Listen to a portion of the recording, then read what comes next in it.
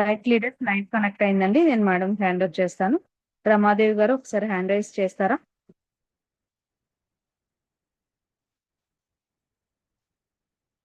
Good morning madam. Madam very good morning madam. Yes madam, మీరు start చేయొచ్చు. Welcome to the session madam. Thank you madam, thank you so much. Screen share చేస్తా madam, ఒకేసారి చూడండి మేడం. Okay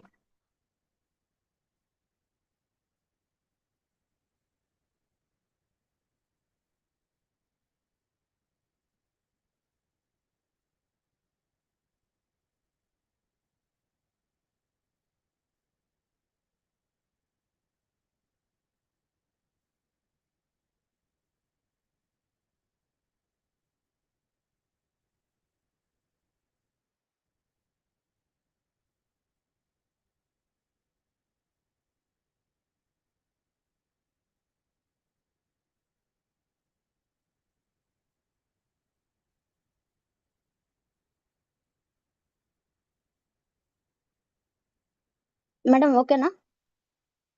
yes madam.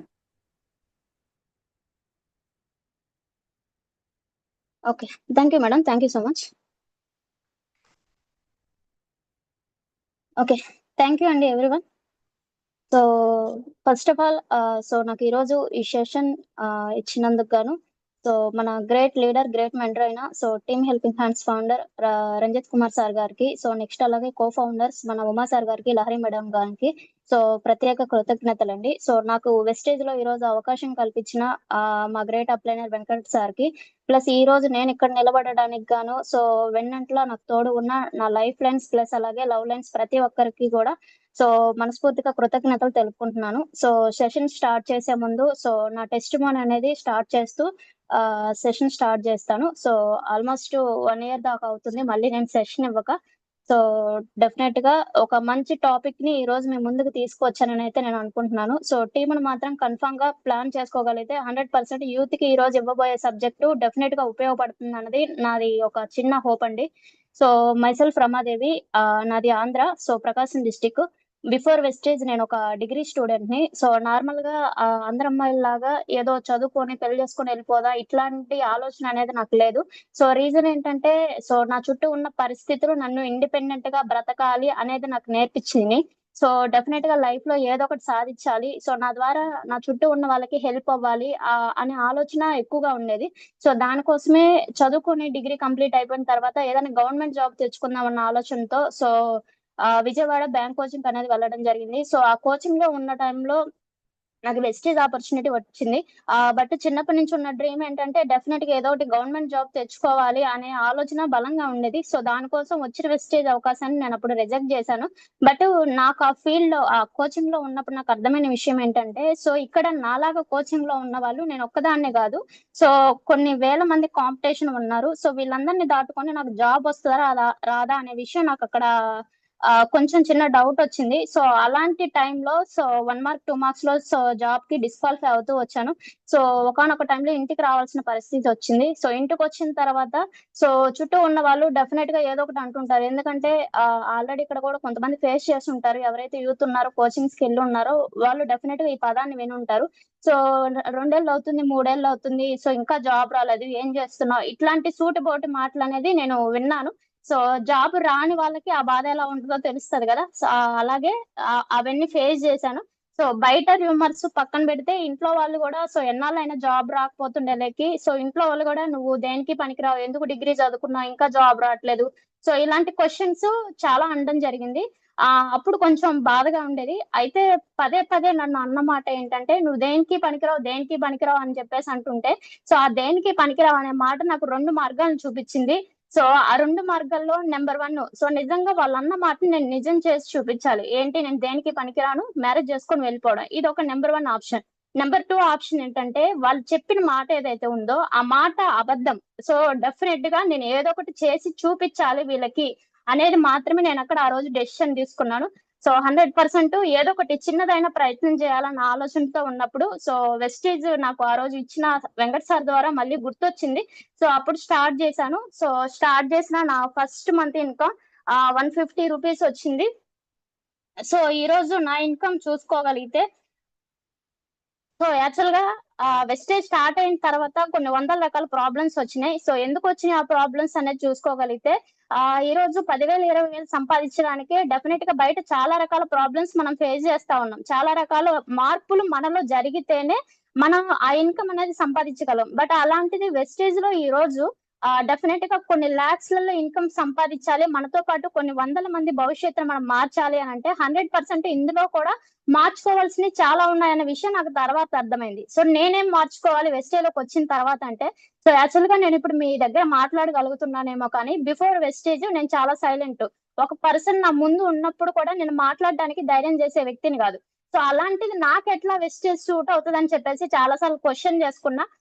But మనకొక అవకాశం వచ్చినప్పుడు 100% ఇందులో మనకి రాసి పెట్టున్నప్పుడు డెఫినెట్‌గా దేవుడు దానికి తగ్గట్టు ప్లాన్‌లు రెడీగా ఉంటాయి గదా! సో అట్లాగే సో నన్ను నేను చాలా వరకు నేను మార్చుకోవడం జరిగింది. సో జనాలతో ఎలా మాట్లాడాలో నేర్చుకున్నాను. మన చుట్టూ ఉన్న వాళ్ళతో ఎలా బ్రతకాలో నేర్చుకున్నాను.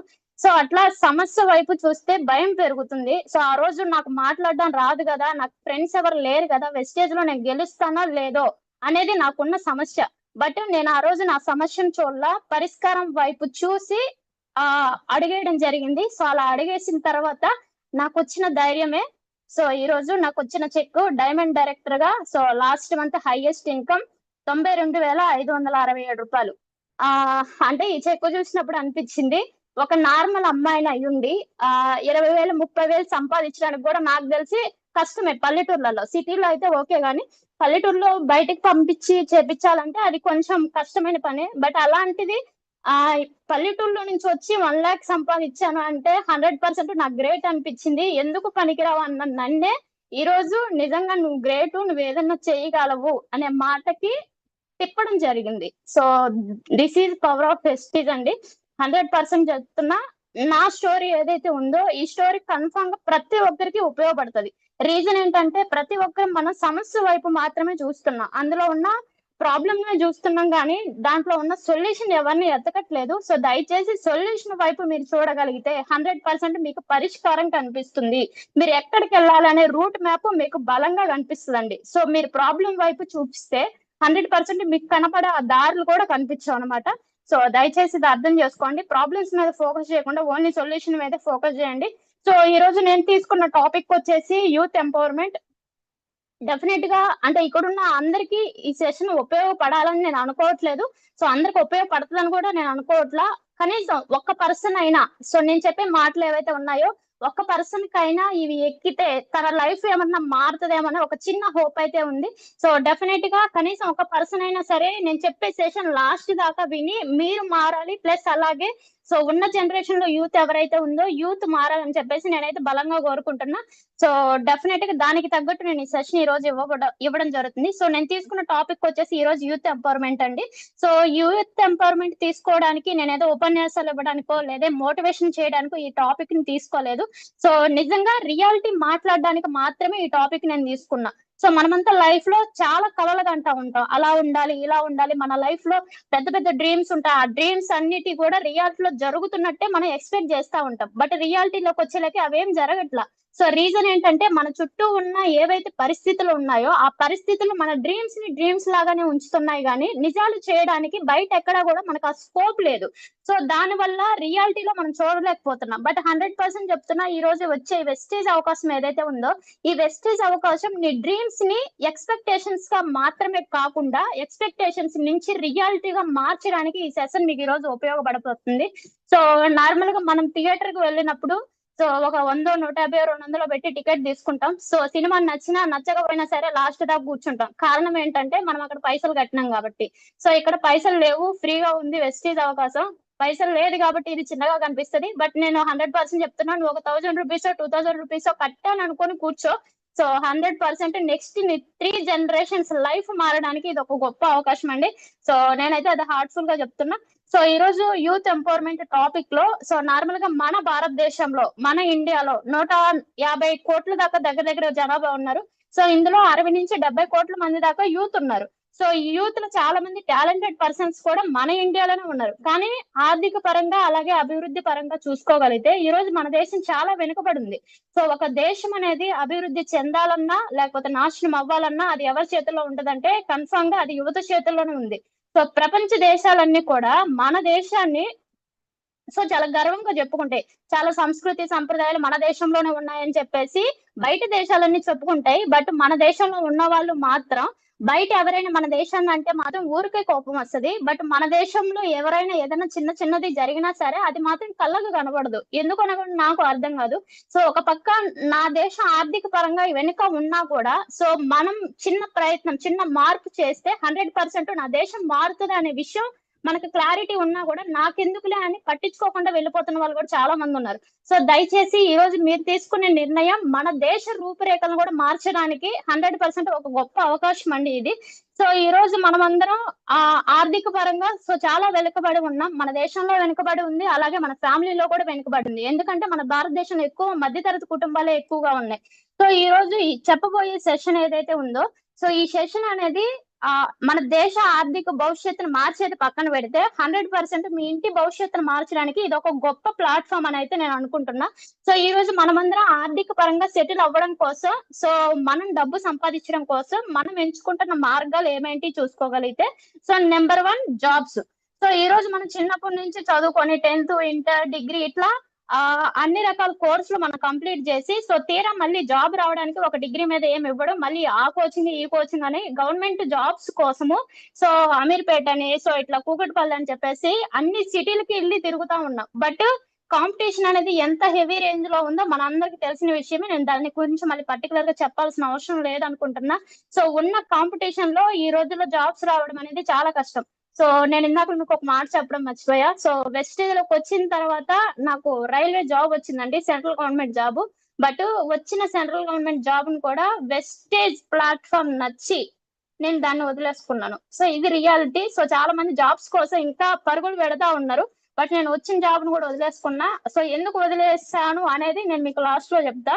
సో ఈ రోజు కోచింగ్ అంటూ మనం లక్షలు ఖర్చు పెడుతున్నాం. బట్ తీరా అక్కడ జాబ్స్ రావట్లా. సో ఇది గవర్నమెంట్ దానికి సంబంధించి. సో నెక్స్ట్ ప్రైవేట్ దానికి సంబంధించి చూసుకోగలిగితే సో ప్రైవేట్ లో మనకు ఒకవేళ జాబ్స్ వచ్చినా సరే డెఫినెట్ గా అక్కడ ఎలా ఉంటదంటే సో మన జాబ్ అనేది మన మీద డిపెండ్ అయి ఉండదు. కన్ఫర్మ్ గా మన పైన ఉన్న బాస్ ఎవరైతే ఉన్నారో ఆ బాస్ మీద డిపెండ్ అయి ఉంటది. సో అతనికి కోపం వచ్చినా వెళ్ళిపోవాలి, మనకి కోపం వచ్చినా వెళ్ళిపోవాలి. అంటే అక్కడ మనకి జాబ్ అనేది కన్ఫర్మ్ అనేది లేదు అక్కడ. సో తీరా అది నువ్వు గవర్నమెంట్ చూసుకున్నా లేదంటే ప్రైవేట్ చూసుకున్నా ఏం జరుగుతుంది?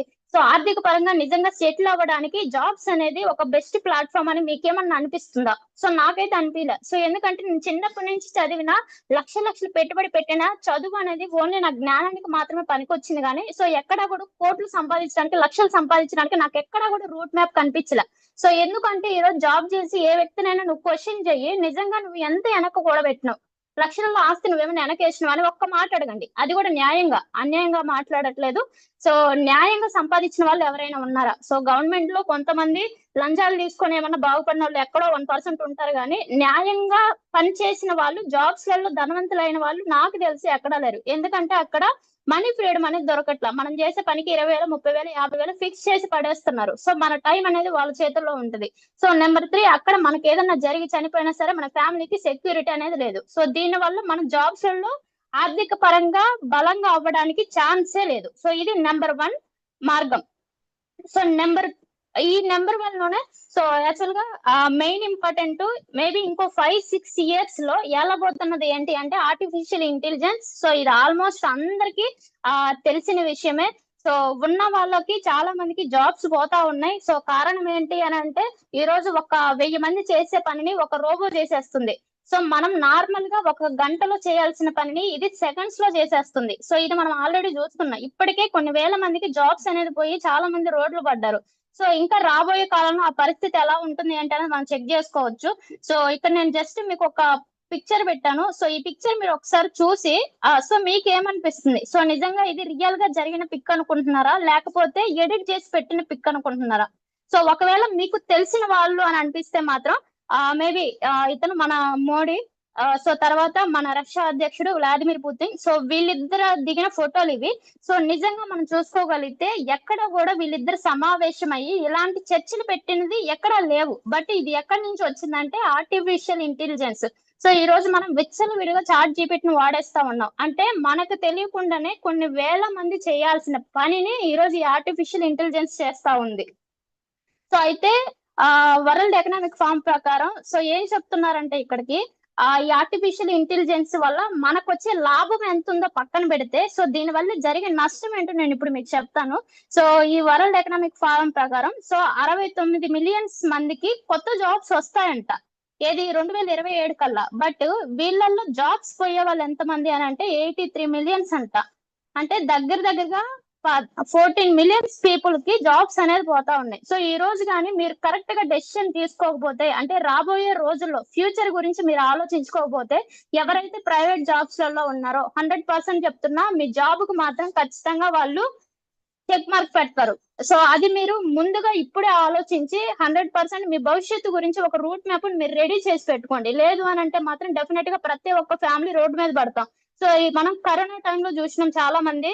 సో జాబ్స్ పోతే చాలా మంది బయటకు వచ్చి కూరగాయలు అమ్ముకున్న వాళ్ళు ఉన్నారు. ఇంటి పెద్ద చనిపోతే ఆ ఫ్యామిలీ బయట పడిన వాళ్ళు కూడా చాలా మంది ఉన్నారు. అలాంటి పరిస్థితి మళ్ళీ రాదన్న గ్యారంటీ లేదు. అలాంటి కరోనా మళ్ళీ రాదన్న గ్యారంటీ లేదు. సో దయచేసి ఎవరు కూడా జాబ్స్ మీద డిపెండ్ అవ్వకండి.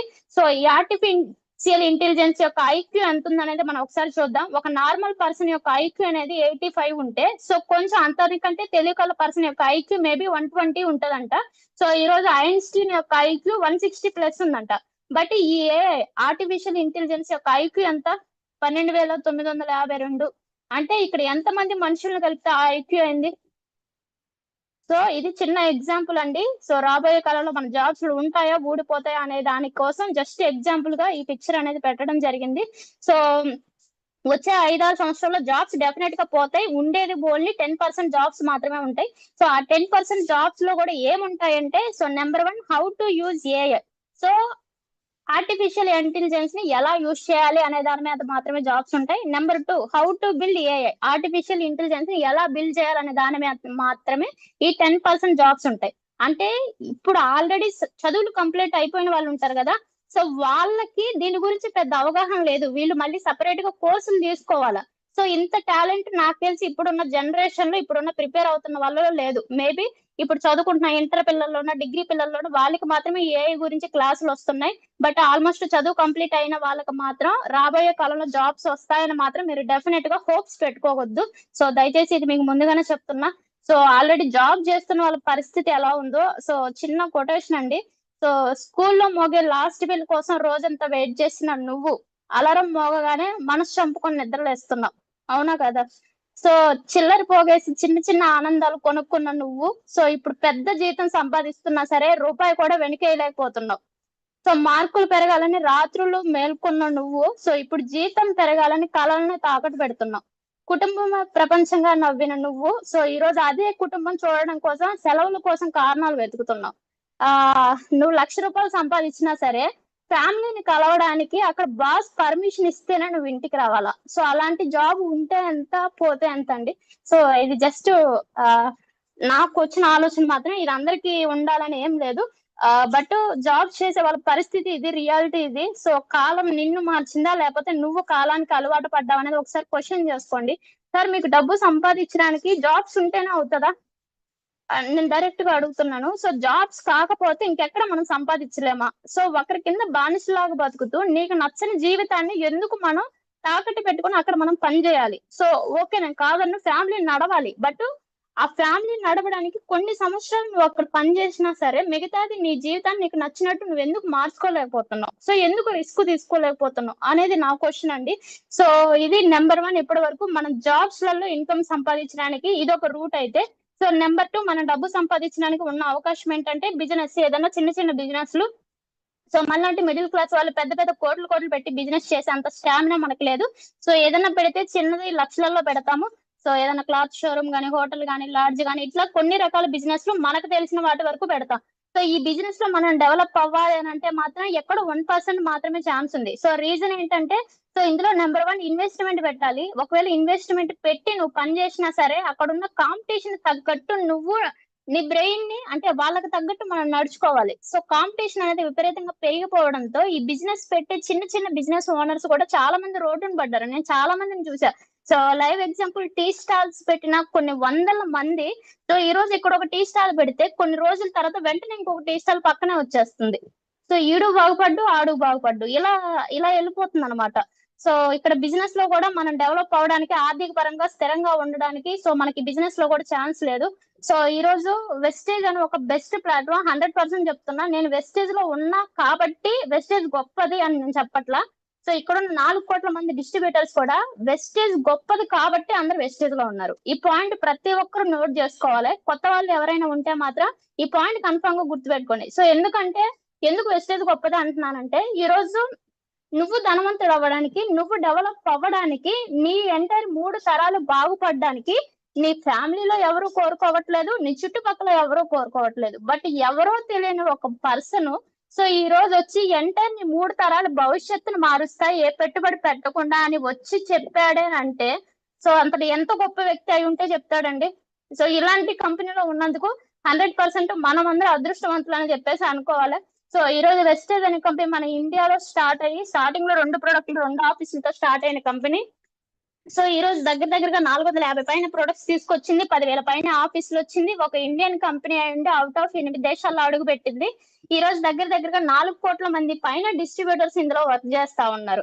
సో ఒక ఇండియన్ కంపెనీ అయ్యుండి ప్రపంచంలోనే టాప్ 30 ప్లేస్ లోకి వెళ్ళిందని అంటే, సో ఇంతకు మించి ఇలాంటి కంపెనీలో ఉన్నందుకు మనం ఇంకా ఎలాంటి పుణ్యం చేసుకొని ఉంటామో మీరే అర్థం చేసుకోండి. బట్ ఎంత మంచి కంపెనీ వచ్చినా సరే, ఎన్ని అవకాశాలు ఉన్నా సరే, నీ జీవితం మారుతుందా అని చెప్పినా సరే చాలా మంది దీన్ని నిర్లక్ష్యం చేస్తా ఉన్నారు. సో కారణం, సో శ్రమించేవాడు ఎక్కడైనా జీవించగలడు, సోమరిపోతూ బంగారు గనిలో ఉన్న బికారిగానే ఉంటాడు. సో ఈ రోజు వెస్టేజ్ అవకాశం నీకు వచ్చింది, నాకు వచ్చింది, పైన ఉన్న సిద్ధార్థ సింగ్ కు వచ్చింది, ఆ తర్వాత ఉన్న ఇంకొంతమంది కూడా వచ్చింది. సో 2004లో కంపెనీ స్టార్ట్ అయితే 2008లో సిద్ధార్థ్ సింగ్ గారు జాయిన్ అయ్యారంట. సో ఈ రోజు అతనికి నెలకి 1,68,00,000. మరి 2004లో జాయిన్ అయిన పర్సన్ పరిస్థితి ఏంటి? మరి అతను అవ్వాలి కదా, అతనికి ఇంకా హైయెస్ట్ ఇన్కమ్ రావాలి కదా. కారణం ఏంటంటే కొంతమంది ఉంటారు, సో వాళ్ళకి అవకాశాలు వచ్చినా సరే దాన్ని సద్వినియోగం చేసుకోరు. సద్వినియోగం చేసుకోకపోగా నా రాసిందే నా భవిష్యత్తు మారదు, సో దేవుడు నాకు రాసి పెట్టలేదు, ఇట్లాంటి కొన్ని వర్డ్స్ వాడుతూ ఉంటారు. సో అవి చేతకానితనం అనే చెప్తాను నేనైతే డైరెక్ట్ గా. సో అవకాశం దేవుడు డైరెక్ట్ గా ఇచ్చినప్పుడు కూడా నేను ప్రూవ్ చేసుకోవట్లేదు అంటే అది నీ చేతకానితనం. సో శ్రమించేవాడు ఎక్కడైనా జీవించగలడు, సోమరిపోతూ నీ దగ్గర బంగారు కానీ పెట్టినా సరే వాడు బిగారుగానే ఉంటాడు. సో వెస్టేజ్ అవకాశంలో ఉండి కూడా నువ్వు ఈ రోజు లక్షలు సంపాదించట్లేదు అని అంటే 100% నేను డైరెక్ట్ గా సోమరిపోతానే చెప్తున్నా. సో వచ్చిన అవకాశాన్ని మాత్రం గట్టిగా ఉపయోగించుకోండి. సో ఈ రోజు యూత్ అనే వాళ్ళు 100% అండి ఆ చెప్తున్నా, దేశ భవిష్యత్తు మార్చేది ఎవరి చేతుల్లో ఉందంటే యూత్ చేతిలో ఉందని చెప్పేసి అంటున్నారు. సో ఈ రోజు మీరు ఎక్కడైనా చూసుకోండి, రాజకీయాలు గాని, రౌడీయిజం గాని, లేకపోతే ఎవరన్నా లవ్ల వల్ల చనిపోయిన అన్న వాళ్ళు గాని, సో ఈ పార్టీలు గాని, పబ్బులు గాని, ఇవన్నీ ఎవరు చేస్తున్నారు? ఓన్లీ ఒక యూత్ మాత్రమే చేస్తుంది. అంటే చెడిపోవడానికి మనం ఎక్కువ కారణం అవుతున్నాం గానీ, సో ఎందుకు బాగుపడడానికి మనం కారణం అవ్వట్లేదు. సో ఈ రోజు ఎన్ని టైం వేస్ట్ పనులు మనం చేస్తా ఉన్నాం. సో మనం చూస్తూనే ఉన్నాం. సో 24 గంటలు ఫోన్ నొక్కుంటా భవిష్యత్తు గురించి ఆలోచించట్లేదు. పోనీ నువ్వేమన్నా సంపాదిస్తున్నావా అంటే అది కూడా లేదు. సో ఎప్పుడు మన తల్లిదండ్రుల మీద డిపెండ్ అవుతా ఉన్నారు చాలా మంది ఇప్పటికీ కూడా.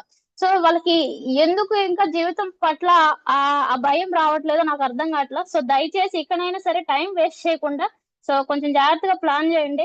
సో ఈ రోజు నువ్వు సక్సెస్ అయితే నీ సక్సెస్ ఎలా ఉండాలి అని అంటే, సో నువ్వు సక్సెస్ అవ్వడానికి వెస్టేజ్ లో నువ్వు చేయాల్సిన పని ఏంటంటే సింపుల్ గా ఇది ఒక క్వశ్చన్. నేను స్టార్టింగ్ లో జాయిన్ అయినప్పుడు నా ప్లాన్ నాకు చెప్పిన మాట, సో వెస్టేజ్ లో నీకు 1 lakh ఇన్కమ్ వచ్చేంత వరకు, లేదా నువ్వు పెట్టుకున్న గోల్ రీచ్ అయ్యేంత వరకు ఏమీ లేదు, అన్ని సాక్రిఫైస్ చేయమన్నారు. సో ఫంక్షన్లు గాని, పెళ్లిళ్ళు గాని, పేరెంటాలు గాని, ఎవరన్నా పోయినా గానీ అన్ని పక్కన పెట్టేసి లైఫ్ లో అన్ని సాక్రిఫైస్ చేస్తే వెస్టేజ్ కి ఫస్ట్ ప్లేస్ ఇస్తేనే నువ్వు సక్సెస్ అవుతావు అని చెప్పేసి ఆ రోజు చెప్పడం జరిగింది. సో 100% చెప్తున్నా. సో ఎప్పుడైనా నువ్వు కూడా ఏదన్నా వెస్టేజ్ స్టార్ట్ చేసిన తర్వాత ఏదైనా ఫీల్డ్ వర్క్ ఉంది, ఇటు పక్క పెళ్లి ఉంది అని అనుకుంటే మాత్రం ఫస్ట్ మీరు పోస్ట్ పోన్ చేయాల్సింది పెళ్లిని పోస్ట్ పోన్ చేసి ఇటు పక్క మీరు టైం పెడితేనే మీకు వెస్టేజ్ లో సక్సెస్ వస్తుంది. సో నువ్వు ఫంక్షన్ కి వెళ్ళొచ్చు, ఎప్పుడు వెళ్ళాలో తెలుసా? నువ్వు ఫంక్షన్ కి వెళ్తే నీ చుట్టాలు మీ అమ్మతో ఆ ఫంక్షన్ గురించి మాట్లాడకుండా నీ కొడుకు సాధించిన సక్సెస్ గురించి మాట్లాడుకోవాలా. ఆ రేంజ్ లో ఉన్నప్పుడు మాత్రమే నువ్వు పెళ్లికి పో, ఆ రేంజ్ లో ఉన్నప్పుడు మాత్రమే నువ్వు పార్టీస్కి పో. సో అప్పుడు నీ వాల్యూ ఏందో అక్కడ ఉన్న వాళ్ళందరికీ అర్థమవుతుంది. అప్పుడు మీ అమ్మ మీ నాన్న ఎంత గర్వంగా ఫీల్ అవుతారో ఒకసారి ఆలోచించండి. సో అప్పుడు మాత్రమే సో ఏమైనా ఉంటే ప్లాన్ చేసుకోండి. అప్పటి వరకు మాత్రం డెఫినెట్ గా ప్రతి ఒక్కరూ సాక్రిఫైస్ చేయడానికి ప్రయత్నం చేయండి.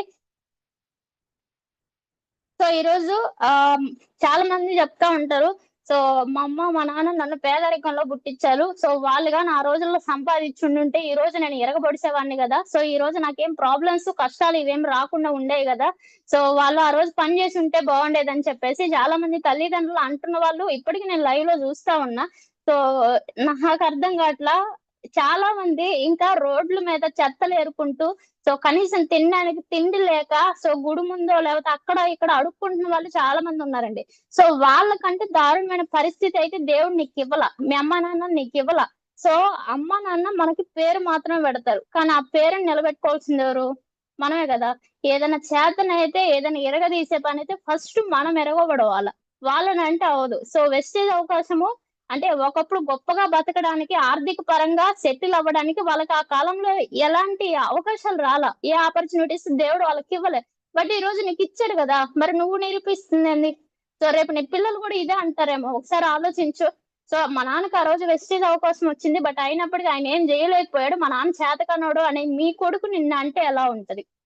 సో దయచేసి అర్థం చేసుకోండి, ఎవరు కూడా తల్లిదండ్రుల్ని సో వేలెత్తి చూపించుకోండి. సో వాళ్ళు మనకు చేయాల్సినంత వరకు చేశారు. సో మనం ఇక మీద చేయాల్సింది మనం చేయాలి. సో ఈ రోజు నువ్వు తీసుకోవాల్సిన డెసిషన్ మాత్రం ఎంత బలంగా ఉండాలంటే, చావో రేవో అన్నట్టు తేల్చుకొని ఈ రోజు వెస్టేజ్ లో నువ్వు నిర్ణయం తీసుకోండి. సో ఒక్కొక్కసారి ప్రాబ్లమ్స్ ఎలా వస్తాయని అంటే అవి చెప్పేవి కాదు. సో ఎందుకు వెస్టేజ్ లో అంటే నాకు తెలిసి లైవ్ లో ప్రతి ఒక్కరు ఎక్స్పీరియన్స్ చేసి ఉంటారు. వెస్టేజ్ లో స్టార్ట్ చేసిన ప్రతి ఒక్కరు ఎక్కడికన్నా ఫీల్డ్ వెళ్దామన్నా లేకపోతే ఎవరినైనా మీటింగ్స్ కూర్చోబెడదామన్నా సరే ఆ టయానికి చాలా మంది చనిపోతారనమాట.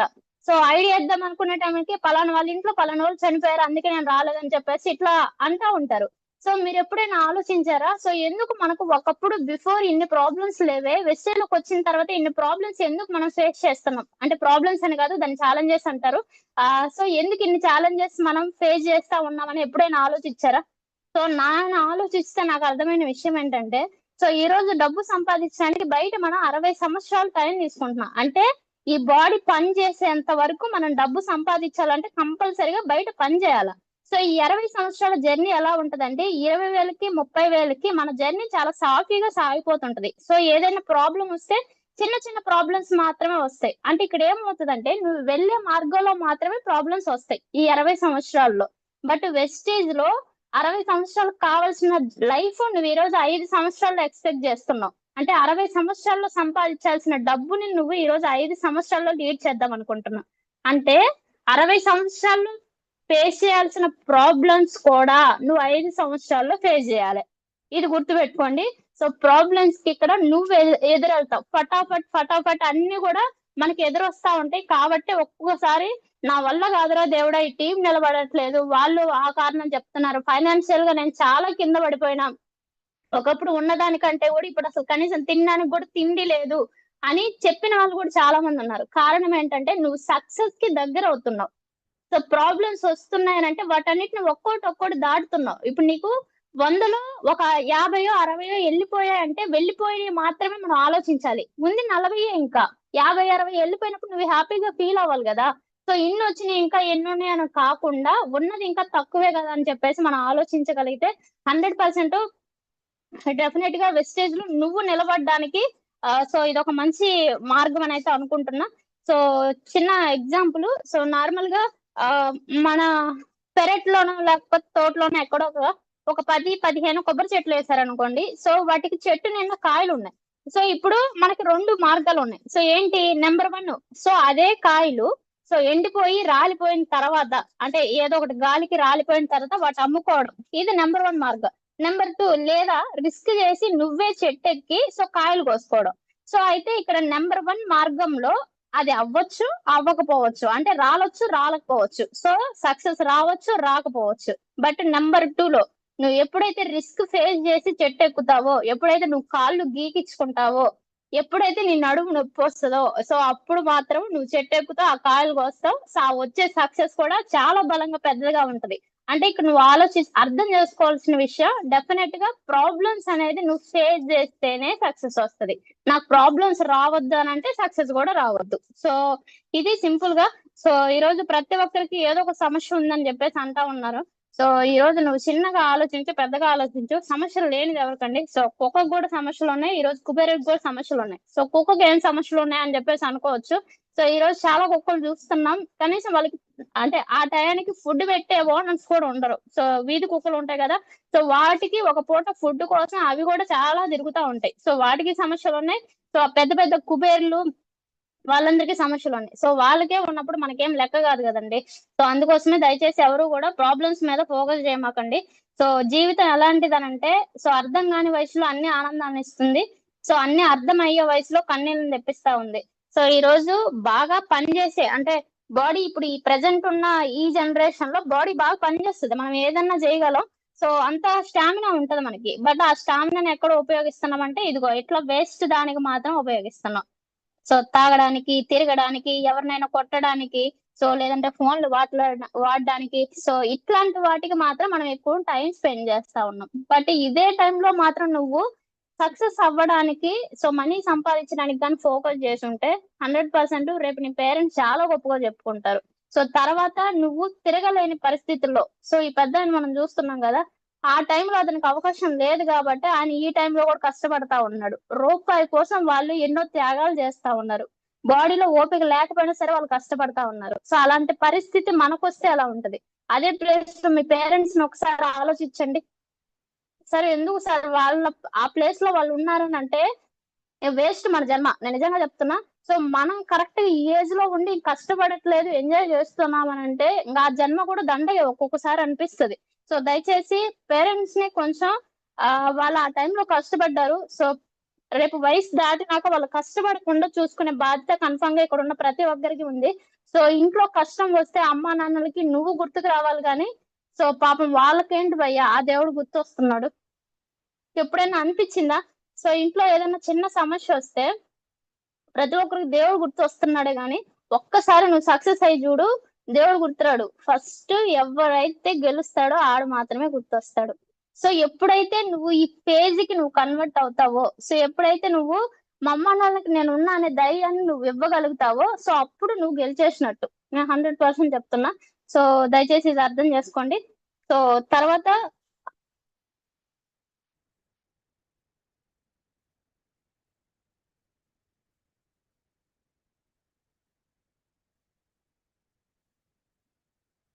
ఓకే, సారీ అండి. మేబీ ఇక్కడ ఉన్న వాళ్ళు నా సెషన్ వింటుంటే ఎవరైనా సరే జస్ట్ ఒక 1 minute అండి. సో నా కోసం జస్ట్ ఐస్ క్లోజ్ చేయండి. సో ఇమ్మీడియట్ గా, సో ఎలాంటి ఏం పెట్టుకోకుండా జస్ట్ ఐస్ క్లోజ్ చేయండి. నేను ఏదైతే చెప్తున్నానో సో దాన్ని మాత్రమే ఇమాజినేషన్ చేయండి. ఓకేనా?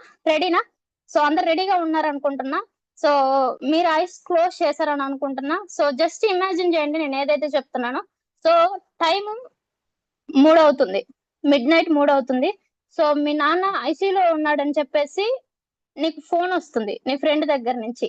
సో ఇట్లా నువ్వు గబగబా వెళ్ళేసి హాస్పిటల్కి వెళ్ళేసి బెర్త్ మీద ఉన్న మీ నాన్న, ఐసీయూలో ఉన్న మీ నాన్నని చూస్తే ఆ టయానికి డాక్టర్స్ మీ నాన్న యొక్క హార్ట్ ని పంపు చేస్తా ఉన్నారు. సో బయట మీ అమ్మ ఏడుస్తూ నీ కాలు పట్టుకుంది. సో నాన్నని కాపాడుకోరా ఎట్లాగైనా అని చెప్పేసి.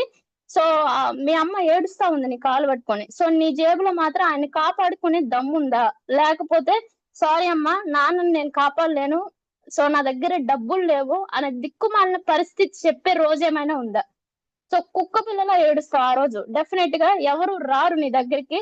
సో అయినా డబ్బు సంపాదించాలని మూడు ఇంకా రావట్లేదా? సో మీ నాన్న ఆ పొజిషన్ లో చూసి కూడా సో నా దగ్గర డబ్బులు లేవు నాన్న అని చెప్పేసి మీ అమ్మ అలా ఏడుస్తున్నా సరే డెఫినెట్ గా నా దగ్గర డబ్బులు లేవమ్మా, నాన్న చనిపోతారమ్మా అని చెప్పేసి మాట వింటే ఎలా ఉంటది? సో నీ బద్ధకం రేపు మీ నాన్న ప్రాణాలు తీయబోతుందండి. సో ఆ రోజు రాకముందే సంపాదించు. అదే డాక్టర్ తో ఏం చెప్పాలంటే ఎంతైనా పర్లేదు మా నాన్నని బ్రతికిచ్చు అని క్రెడిట్ కార్డ్ విసిరేసి పొగరు నీ దగ్గర ఉండాల. సో నువ్వు గెలిచే గెలుపు ఏదైతే ఉందో, సో నీ గెలుపు అనేది నీ ఒక్కడిది కాదు. సో ఎంటైర్ నీ ఫ్యామిలీ గెలిపోతుంది. సో ఈ స్టోరీ విన్న తర్వాత కూడా, ఇది ఇమాజినేషన్ చేసిన తర్వాత కూడా మనం ఇంకా బద్ధకాన్ని వదిలేయట్లేదు, ఫ్యూచర్ పట్ల ఇంకా ఆలోచించట్లేదు అని అనుకుంటే మాత్రం ఇంకా మిమ్మల్ని ఆ దేవుడు కూడా బాగు చేయలేడు. సో డెఫినెట్ గా ఆ రోజు రాదనే గ్యారంటీ ఇక్కడ ఉన్న ఏ ఒక్కరు కూడా ఇవ్వలేరండి. సో మన అమ్మ నాన్నకో లేకపోతే మన ఇష్టమైన వ్యక్తికో ఏదన్నా జరిగితే సో నిజంగా ఆ రోజు నువ్వు ఉన్నా అనే ధైర్యాన్ని వాళ్ళకి ఇవ్వగలవా? ఒకవేళ ఇవ్వలేకపోతే మాత్రం ఈ రోజే స్టార్ట్ చేయండి.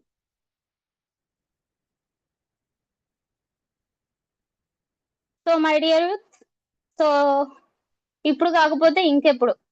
సో డెఫినెట్ గా ఈ రోజు నువ్వు తీసుకునే నిర్ణయం 100% చెప్తున్నా కదా, వెంటనే మీ ఫ్యామిలీ భవిష్యత్తును మార్చడానికి ఇది ఒక గొప్ప అవకాశం.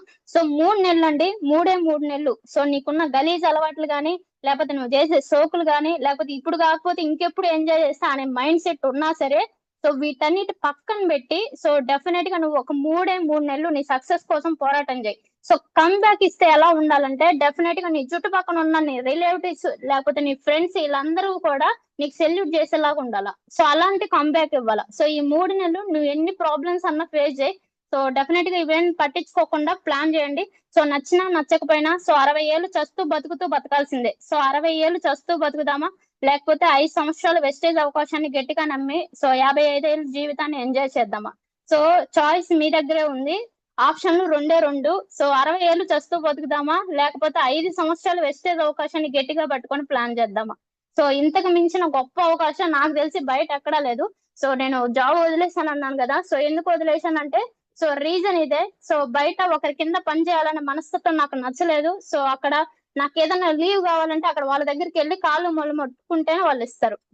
ఇది మనకు తెలిసిన విషయమే. టైం ఫ్రీడమ్ దొరకలేదు, సో మనీ ఫ్రీడమ్ లేదు. సో ఎంత పెద్ద గవర్నమెంట్ జాబ్ అయినా మేబీ ఒక 1 lakh, సో నేను రిటైర్మెంట్ అయ్యే టైంలో 1.5 lakh ఇలా ఇస్తారు.